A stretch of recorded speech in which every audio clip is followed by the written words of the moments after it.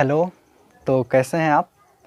आज का मेरा प्यारा सा लेक्चर होगा त्रिकोणमिति के ऊपर, और ये लेक्चर त्रिकोणमिति का पहला लेक्चर है जिसमें मैं आपको पढ़ाऊंगा पाइथागोरस प्रमेय क्या होता है। तो आइए देखते हैं पाइथागोरस प्रमेय क्या होता है।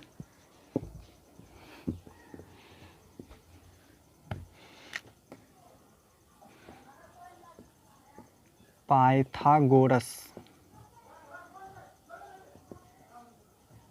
प्रमेय, देखिए पहले हम ये देखें पाइथागोरस प्रमेय का स्टेटमेंट क्या है, मतलब पाइथागोरस प्रमेय कहता क्या है। तो पाइथागोरस प्रमेय कहता है किसी भी समकोण त्रिभुज में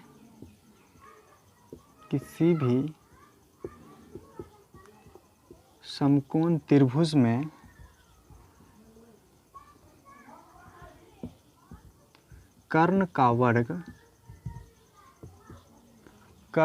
वर्ग आधार के वर्ग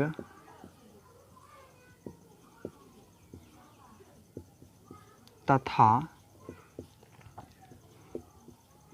लंब के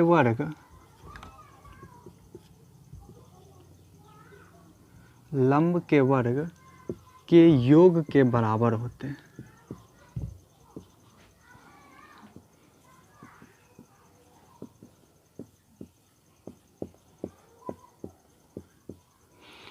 क्या कहता है कि किसी भी समकोण त्रिभुज में कर्ण यानी उसकी सबसे बड़ी भुजा का वर्ग उसके आधार और लंब के वर्ग के योग के बराबर होते हैं। तो पहले एक हम समकोण त्रिभुज बनाते हैं। देखिए ये हमारा समकोण त्रिभुज है जिसका ये कोण आपको दिख रहा होगा 90 डिग्री का होगा, यानी 90 डिग्री का। इसका हम नाम रख देते हैं ए, इसको बी बोल देते हैं, इसको सी। देखिए त्रिभुज की जो सबसे बड़ी भुजा होती है उसको हम कर्ण बोलते हैं। तो ये आपका कर्ण हुआ।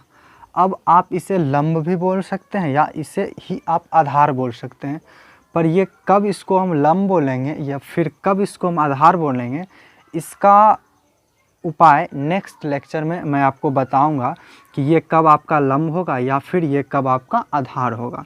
तो अभी हम इसको लंब मान लेते हैं और इसको आधार मान लेते हैं, ठीक। तो पाइथागोरस प्रमेय के अनुसार कर्ण का स्क्वायर बराबर होता है लंब का स्क्वायर प्लस आधार का स्क्वायर। लंब के स्क्वायर प्लस आधार के स्क्वायर के, यही है आपका पाइथागोरस प्रमेय, ठीक। अब देखिए आप इंग्लिश में कर्ण को क्या बोलते हैं? हाइपोटेनस। तो इसको हम एच से डिनोट करेंगे, यानी हाइपोटेनस का पहला लेटर एच है, इसीलिए हम इसको एच से डिनोट करेंगे। उसी तरह हम लंब को बोलते हैं परपेंडिकुलर, तो इसको हम पी से डिनोट करेंगे। एंड आधार को हम बेस बोलते हैं, तो इसको हम बी से डिनोट करेंगे, ठीक। तो आप कर्ण के जगह एच एस का स्क्वायर लिख सकते हैं। कर्ण के जगह यानी कर्ण का स्क्वायर है तो एच का स्क्वायर यानी हाइपोटेनस का स्क्वायर बराबर होगा परपेंडिकुलर का स्क्वायर प्लस बेस का स्क्वायर। ये रहा आपका पाइथागोरस प्रमेय, ठीक। एंड अगर इस त्रिभुज की बात करें तो त्रिभुज में AC का स्क्वायर बराबर है AB का स्क्वायर प्लस BC का स्क्वायर।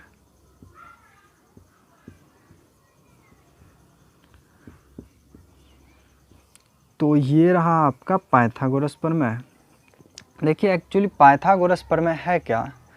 पाइथागोरस प्रमेय हमको बताता है कि समकोण त्रिभुज में कर्ण, आधार और लंब का आपस में क्या संबंध है, इसी को पाइथागोरस प्रमेय बताता है। यही हमको बताता है कि तीनों भुजाओं में क्या संबंध है, इस तीनों भुजाओं के आपस में क्या संबंध है। तो यही है आपका पाइथागोरस प्रमेय। एंड इसको हम बोधायन प्रमेय भी बोलते हैं। क्या बोलते हैं? बोधायन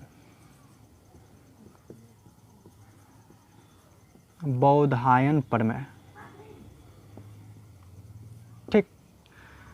तो इसकी सहायता से आप, जैसे ये दे दिया आपका पाइथागोरस प्रमेय आपको आता है, तो अब अगर क्वेश्चन दे दिया आपको ये एक ट्रायंगल बना दिया, इसका आप बोल देगा ये 5 है, ये 3 है, तो ये बताओ क्या होगा।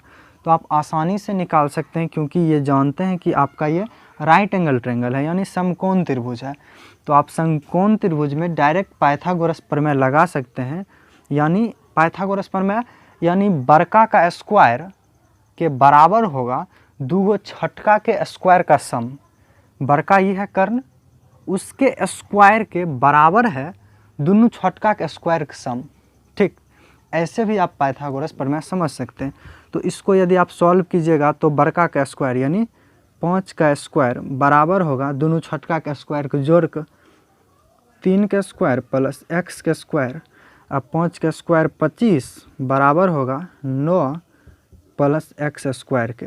अब देखिए x स्क्वायर बराबर आपका हो जाएगा 16 एंड x बराबर आपका हो जाएगा +-4। अब देखिए +4 लेंगे, +4 -4 इसलिए नहीं लेंगे क्योंकि -4 यानी आपकी जो ये जो है आधार, ये आपका माइनस में नहीं हो सकता। अब लंबाई आप माइनस में नहीं माप सकते हैं, इसीलिए हम -4 नहीं लेकर +4 लिए। तो इस तरह आप पाइथागोरस प्रमेय को समझ सकते हैं और इसका उपयोग आपके इस चैप्टर में बहुत ज़्यादा होगा। इसीलिए मैं सोचा पहले ये पढ़ा दूं आपको, फिर आगे अच्छे से समझ में आ जाएगा आपका इस चैप्टर। एंड इसके बाद आपको इससे क्वेश्चन ऐसा भी आ सकता है, इसको मिटाते हैं, आप लिख लीजिए पहले, मिटा दें, मिटाते हैं इसको।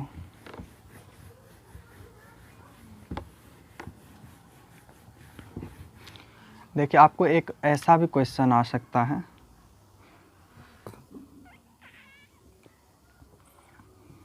ABC, ये एक आपको ट्रायंगल दे दिया, आपको दिया रहेगा ये गिवन, आपको ये दिया रहेगा AB बराबर 5 सेंटीमीटर, सॉरी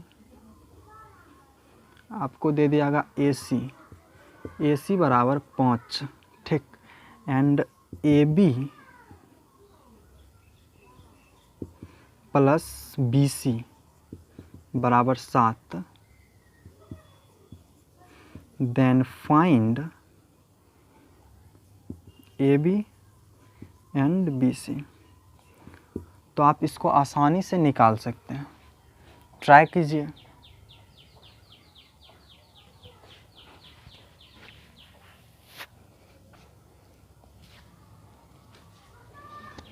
चलिए तो हम बनाते हैं। क्या दिया है आपका AC बराबर 5, यानी ये आपको 5 दे दिया है।